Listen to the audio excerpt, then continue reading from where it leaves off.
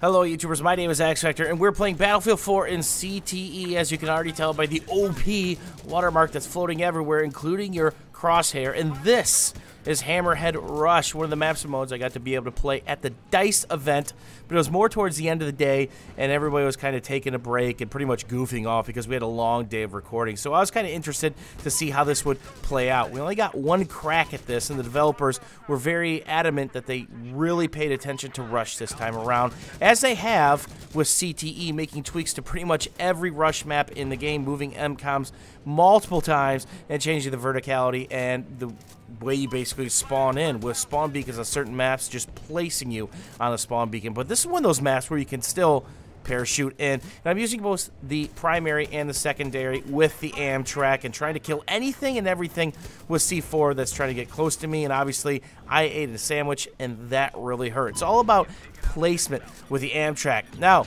when these servers are available for 64-man Zerg style, I highly doubt you're just going to be able to roll up an Amtrac on the bomb and not absolutely get destroyed. I got to play this map a couple times, and rolling the Amtrac up on the bomb is always a bad idea, because anything that can spam you, remember, you're close to their spawn. Anything from C4, again, as I get out because I don't have the down angle, to RPGs, to smalls and straws, and of course the UCAM bro, and simply getting out took my eye off the big prize. That's the bomb. So Wunderbot's trying to help me out with some positioning here. And the question is, do you put this in a safe spot near the action where they really have to expose themselves or rush, or do you plow it straight in there? One of the best tactics in Battlefield 3 was to take old Big Bertha and just put it on the MCOM. It was hard to really mess up. So I'm actually going to switch to the driver's seat and simply back up a little bit, as I can use the secondary and the primary, deciding which one's appropriate for the range if somebody just got shit on while they were parachuting in.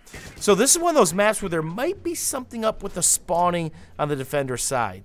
Usually when you're playing defense and you lose your set of MCOMs, you have X amount of seconds before you can't spawn in on one of your teammates that's pressed up. And again, that's a defender.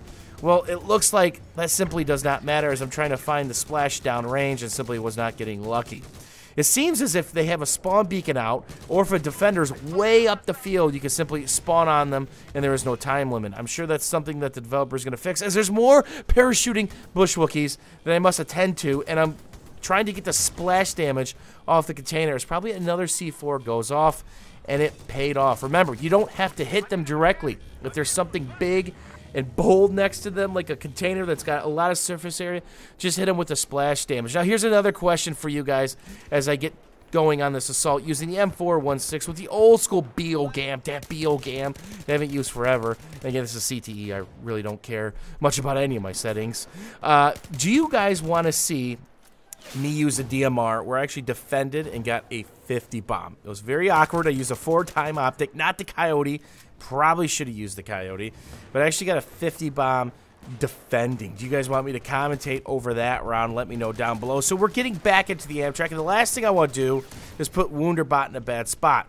So this is a spot which I feel pretty safe. I can see the doors to the left. I can kind of protect him as maybe somebody gives him a heal up. The last thing I want to do is charge him, because this is our mobile spawn point. Probably the most helpful thing, unless your team is already saturated in the hills. You can push pretty far right, you can push pretty far left, and again, they can basically spawn in the back. So once you get them horseshoed in and corralled in, you're pretty much good to go, as I died to some DMR and maybe some assault rifle spam. And I miss the MCOM. I was too busy getting the hell pack out, but that's all right. We're going to get the set again, and I do not have the defensive perk, which got me killed there. Did not absorb one bolt action chest shot. Basically, I would have been left with a handful of health, but he would have had a quick switch to his pistol or rechamber another round, keeping me up and in the action. That's something I find myself straying away from. I find myself going to the combat medic, because there's nothing better than a 100 revive in the split second. You hear that zap, and you are absolutely ready to go. And I'm trying to stay alive, not overextend myself as that MCOM goes off. Sometimes the best solution is simply stay alive with the gun in your hand. Sometimes when you take out those defib paddles, you're a sitting duck. There is a delay between switching back to your primary or secondary, and a lot of times that's enough to get you killed. The question is, are you the last man standing? Are you going to lose a very defensive position? Are you looking at the MCOM? Only you can answer what you need to do in that situation. Sometimes the worst thing you can do is actually revive somebody, because more than likely you're both going to die. So here's that situation I was talking about.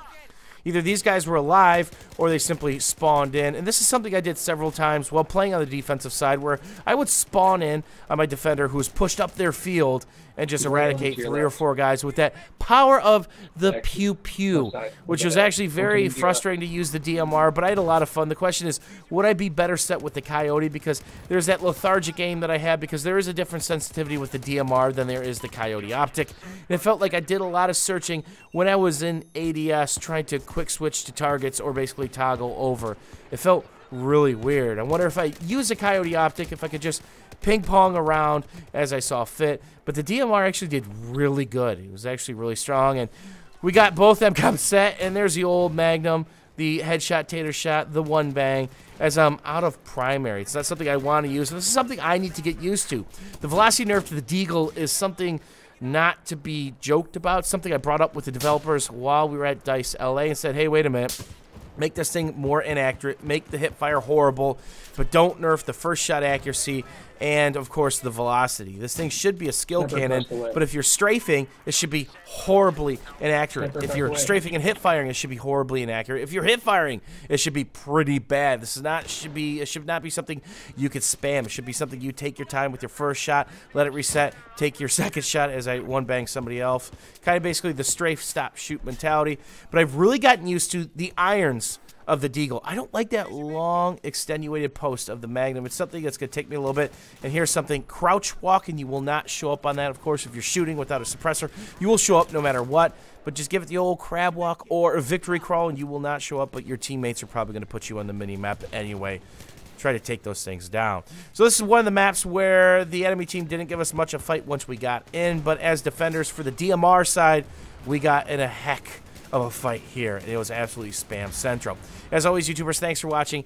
Thanks for hanging out. And let me know if you guys want to see that DMR defensive 50 bomb.